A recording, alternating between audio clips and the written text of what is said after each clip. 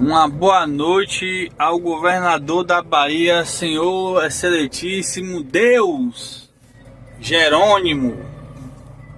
O Deus Jerônimo.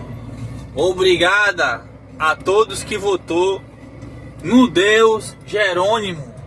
Aquele que só fala a verdade. Aquele que não engana ninguém na Bahia. Aquele cara que é honesto todo.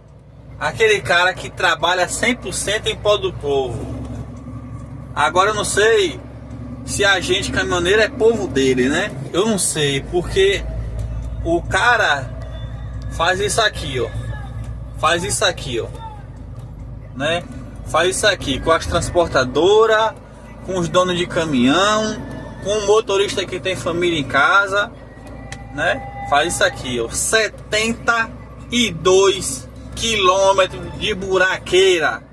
É o desvio dali da ponte do rio do Jequitinhonha, que liga Itabim a Teixeira de Freitas.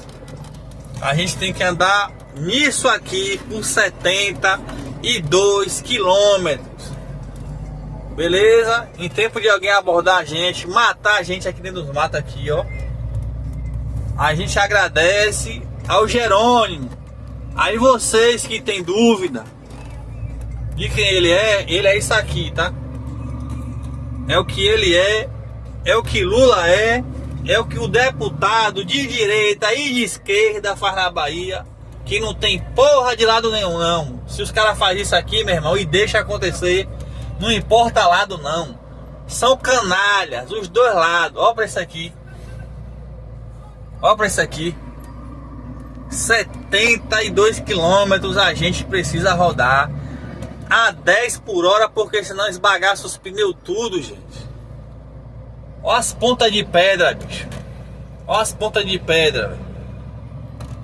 Não tem nada, gente. Ó, não tem nada, não tem cidade, não tem rede de celular, não tem nada. Eu tô gravando vídeo para depois postar. Isso aqui é covardia, velho. Isso aqui é covardia. Se vocês não estiver acreditando, pesquisa na internet o desvio de Itabim a Teixeira de Freitas, quantos km são, como são, veja as imagens, veja os vídeos que as pessoas estão postando aí. Não votem nesses caras, os caras são safados. Não votem, eles não merecem isso aqui não, ó. Os caras ganham dinheiro, gente, pra estar fazendo isso aqui com a população. Não vote nesses caras não, pelo amor de Deus, não vote. Porque essa profissão da gente aqui vai acabar. A gente não tá